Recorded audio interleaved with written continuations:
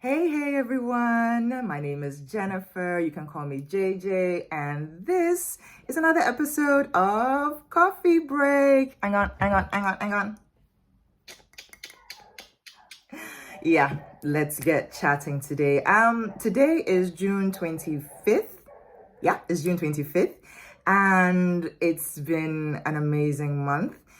Maybe for not a lot of people who don't really know or follow or who don't actually particularly care, this month is a special month for all sorts of reasons. And the topmost reason for me personally is because June equals Pride Month. And Pride Month, for the uninitiated, is a month where all our brothers and sisters and family and individuals and people that we know on the rainbow spectrum, I'm talking about the LGBTQTI plus community, they celebrate their humanity, their individuality, their uniqueness, and also go on the streets in other countries. Of course, they go on the streets, they have parades, and they basically celebrate their fight or their struggle to be included in society. So it's quite a big deal across the world. Companies like Nike even support in their own way with their special branded Pride sneakers, they're really pretty, they're really fashionable, and they make a really lovely subtle statement of support and allyship. Okay, yeah, there's some money involved in it as well for them, but yeah, for the most part, in Nike's case, I would definitely say it's the thought that counts. Now, being Ghanaian, living in Ghana, knowing how Ghana is really teetering between being more, very hyper Christian or hyper religious and being extremely, and being like trying to also be less circular, but also a little bit more accepting of others across the rainbow spectrum. So this topic, I want to deal with it with as much sensitivity and empathy as possible. And if I lack the empathy or if I make any mistakes, I am certainly going to borrow some because it's too important a discussion topic to just gloss over lightly. And to help me with that, I'm joined by my sister from another mother, Edem Robby. Hey. Now, just for clarification purposes, I know Edem. She's a photographer, she's a videographer. I've seen some of her work celebrating gender fluidity. And more recently, she was also the videographer for during the launch of the LGBTQTI safe space, The Office, which was later shut down. Now, Edem, you were part of the process. You were taking the pictures. You were taking videos of this momentous and, for Ghana, pretty huge event. I was wondering, for you, that you were part of that whole process, took all those pictures, took all those videos, spoke to so many amazing people. How did you feel when you saw all the backlash that occurred afterwards? On January, when the office space was inaugurated by LGBT Rights Ghana, which was on the 31st of January this year, I think that there was a lot of joy, amongst people in the community, you know, and for me, being there, seeing people, being there a couple of times, even before the inauguration, I saw people being themselves, be people doing things without having to wonder or think about, hey, what are other people going to think about me, And so on the day of the inauguration, I saw people come in being happy. It was just so colorful and so beautiful to watch and see, and have people enjoy, have fun, without again thinking about who's questioning their humanity, their humanness, I mean. So yeah, I was doing videography on that day, and one of the questions I asked people who I interviewed was, how does having a space like this make you feel? and most of them would say that, or some of them would say that, even being able to type into Google Maps LGBT rights Ghana, and then it brought them to that space, was very significant to them, because they hadn't thought that, or didn't think that anything like that would happen. And people who were from the diaspora who were present would also say that the place was significant to them, because then when they come back, when they came back from the States, they knew that there was a space like that for them where they could go and meet people who were like themselves, and so having it shut down, it just means that all of this hearts are, I don't know if I should say hearts are broken, but something like that, people, the hope that people had, it's gone, and there is some sort of more fear, because then there is visibility, because it went on for a while. There were a series of conversations on mainstream media before the space was eventually raided and shut down. So then came with anxiety, came with all of those things, other things that you can think about. Okay, let me ask you something real quick. Ghanaians, our relationship with God, our relationship with each other. When you look at all the various bits and pieces that make up our society, and the various ways we talk about homosexuality and the gay community, and all of that involved,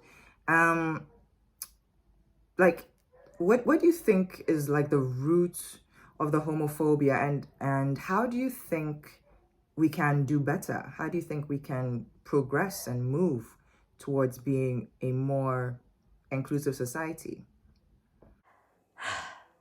I think that it also has to do with visibility, right? So you have in the past, you wouldn't probably hear or have people speak about it a lot, because then there wasn't that kind of visibility for queer persons in Ghana, and this is not even with queer rights, but I would use women's right for an example, and cooking.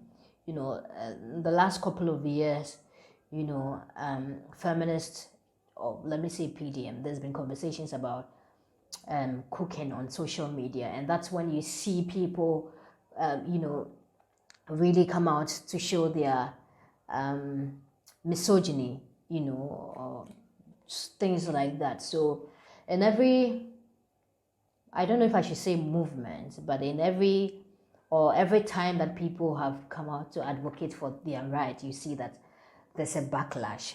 So then I think that's what it is, really, that we're talking about that's a group that is advocating for their right, or being, at least being seen as humans, as everyone, so that when somebody is queer, they can just walk and has mental health issues, they could just walk to any psychiatrist, but here's the case where even if they needed a psychologist, I meant to say a psychologist, if they needed a psychologist, then now they have to think about which psychologist would I actually have to go to, or which psychologist in Ghana would probably be open-minded enough to listen to me, and that's just what people are asking, very basic things that people are asking for, or queer Ghanaians are asking for, so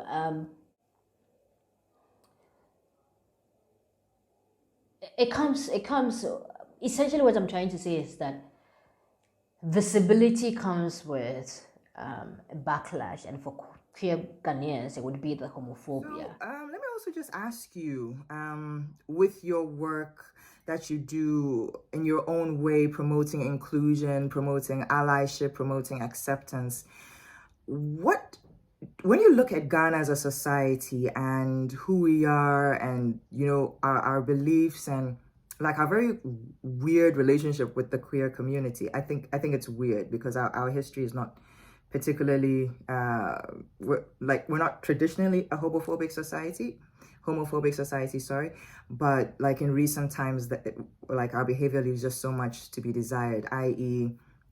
the arrest of the Ho 21, and even the shutting down of the Safe House, and even that letter which was sent to Parliament, and the Speaker of Parliament saying they're going to do more to quash the rights of the gay community in Ghana. I mean, it's a bit nuts. But when you look at all of that, and you look at it being June and it's Pride Month, do you think Pride is even something relevant? Do you think it's something we should even be thinking about or even celebrating, like specifically here in Ghana?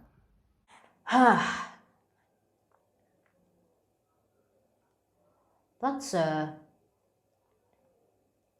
so here's what I think, and that's my opinion. People might disagree, but here is what I think. Okay, for most people in Ghana or even in Africa, I don't think it is. I don't think there's much to celebrate, especially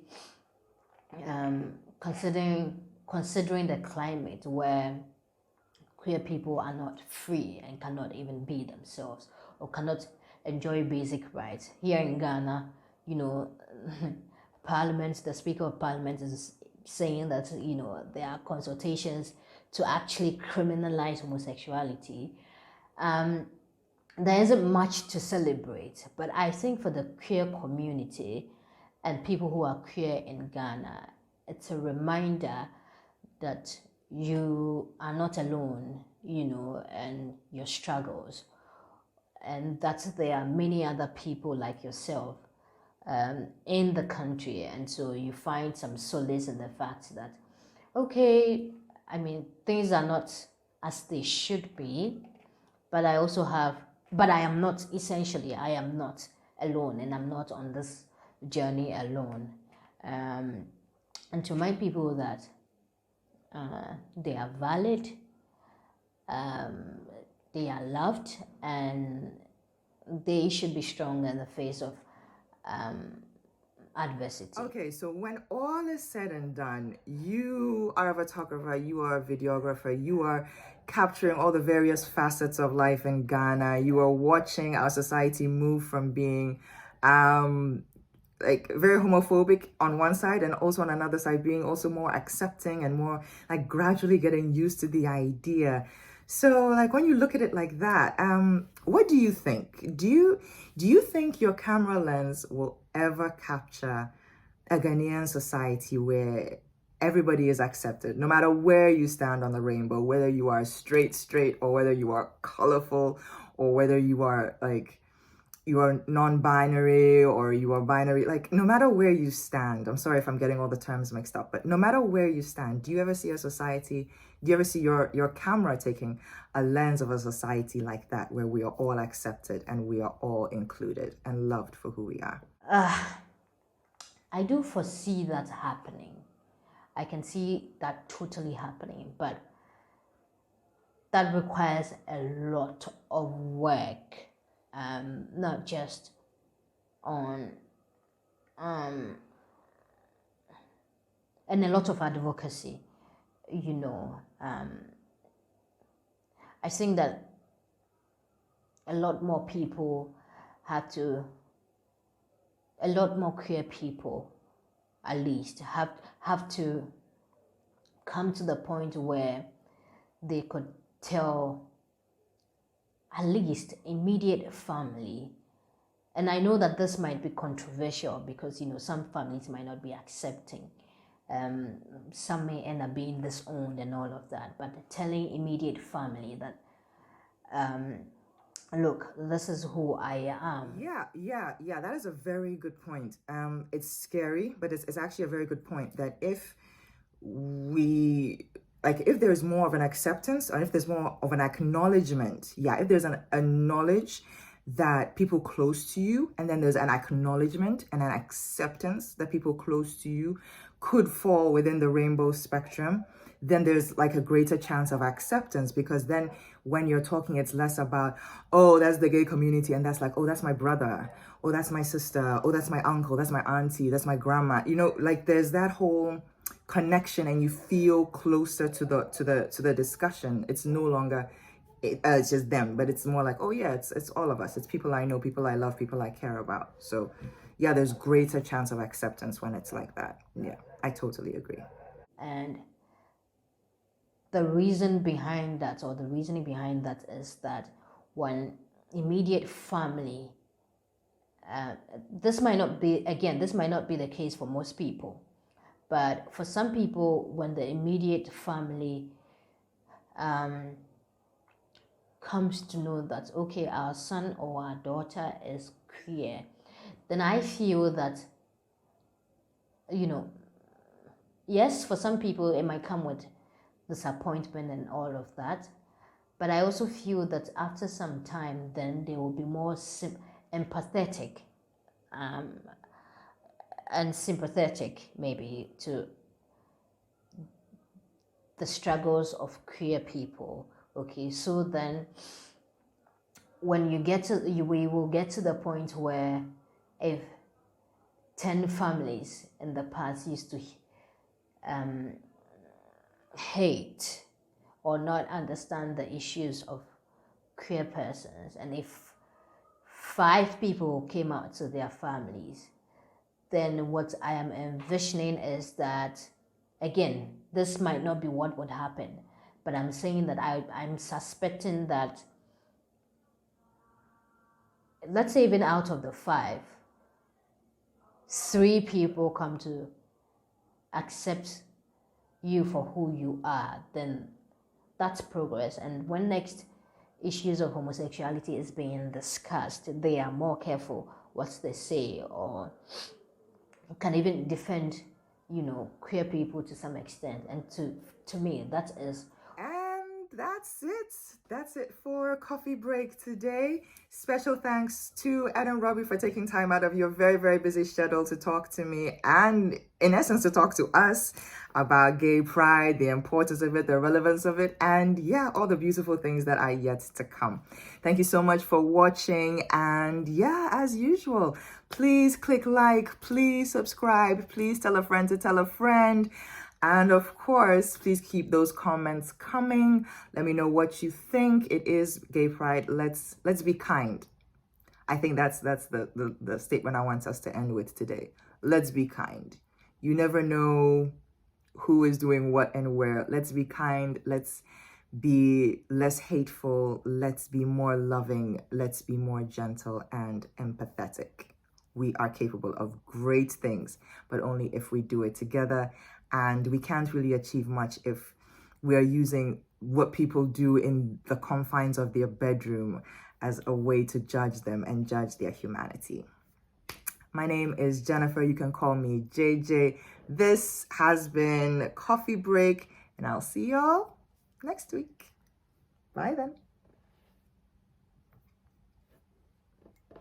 then.